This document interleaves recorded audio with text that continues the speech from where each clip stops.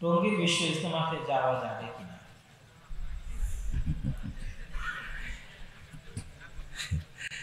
এদেশে একজন সুযোগ্য বড় মাওলানা ছিলেন, মাওলানা আব্দুর রব খুলনা। তিনি তার খোলাখলি মাঠে বক্তব্যে বলেছেন, বুখারী মুসলিমের একটা হাদিস এসেছে যে আলী মনে রেখো, আমার উম্মতে কতগুলি লোক বের হবে যারা বেশি বেশি সলাত আদায় করবে, তোমাদের সলাত তাদের কাছে কিছুই না। যারা বেশি বেশি সিয়াম পালন করবে, তোমাদের সিয়াম তাদের কাছে কিছুই না। যারা বেশি বেশি তাসবিহ টিপবে, তাসবিহ গণনা করবে, তোমাদের তাসবিহ তাদের কাছে কিছুই না।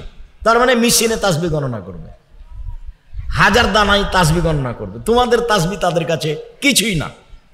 তারা দিন থেকে বের হয়ে যাবে, তীর যেমন পশুর গায়ে লেগে এদিক থেকে ওদিক দিয়ে বের হয়ে যায়, তীরে যেমন একটু সামান্য কিছু রক্ত লেগে থাকে না, এই তীরটা যেমন বের হয়ে গেছে রক্তবিহীন পরিষ্কার ঝকঝকে হয়ে, এই লোকগুলো ধর্ম থেকে বের হয়ে যাবে এরকম ঝকঝকে হয়ে। অথচ তাদের আছে বেশি সলাত, বেশি সিয়াম, বেশি তাসবিহ তাহলিল, বেশি জিকির আজকার, সব কিছু বেশি।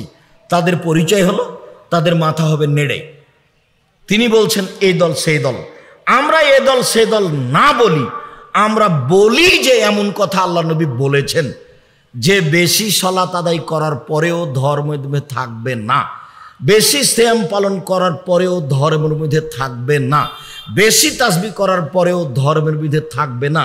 থাকবে না এমনভাবে তীর যেমন পশুর গাও থেকে বের হয়ে চলে গেছে, গায়ে কিছুই না, একবারে ঝকঝকে হয়ে বের হয়ে গেছে, এই লোকটা ধর্ম থেকে একবারে ঝকঝকে হয়ে বের হয়ে যাবে। অথচ বেশি সলাত আদায় করি।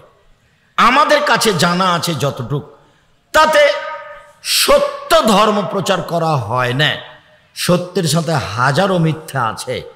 অতএব বিরত থাকতে হবে, এটাই ঠিক। সাথে সাথে আখেরি মোনাজাত, আখেরি মোনাজাত এইটা বেদাত হওয়ার জন্য যথেষ্ট।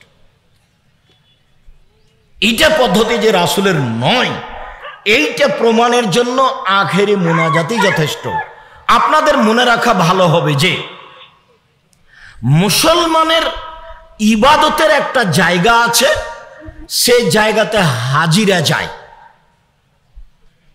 সেই জায়গাটার ব্যাপারে বলা হয়েছে সেই দিন এত ক্ষমা পায় মানুষ যা পৃথিবীর অন্য কোনো দিনে অন্য কোনো সময়ে পায় না। তা হচ্ছে আরাফার দিন। আরাফার দিন রমজানের শেষ দশকের চেয়ে, লাইলাতুল কাদরের চেয়ে উত্তম, জুমার দিনের চেয়ে উত্তম। আরাফার দিন এমন দিন যার সাথে পৃথিবীর কোনো দিনকে, কোনো সময়কে লাগানো যাবে না। ওই দিনে আল্লাহ তাআলা বলেন, এরা আরাফার মাঠে এলোমেলো চুলে ধুলাবালি মেখে, দেখো তো ফেরেশতা, দেখো তো এরা কি বলে, আরাফার মাঠে এলোমেলো চুলে ধুলাবালি মেখে কি বলে এরা, যা বলে সেটাই মেনে নিব। আরাফার দিনে রাসূল সাল্লাল্লাহু আলাইহি সাল্লাম নিজে হাত তুলে দোয়া করলেন লম্বা সময় ধরে, এরপরেও তিনি সবাকে নিয়ে আখেরি মোনাজাত করলেন না। কি করে এখানে মোনাজাত আখেরি মোনাজাত হতে পারে? এটা যে ঠিক নয় তার এ আমলটাই জাজল্য প্রমাণ, একবারে দিনের মতো প্রমাণ যে এটা ঠিক নয়, তার এটাই যথেষ্ট। আরাফার মাঠ আখেরি মোনাজাত, মাঠে আখেরি মোনাজাত প্রমাণ করা যাবে না।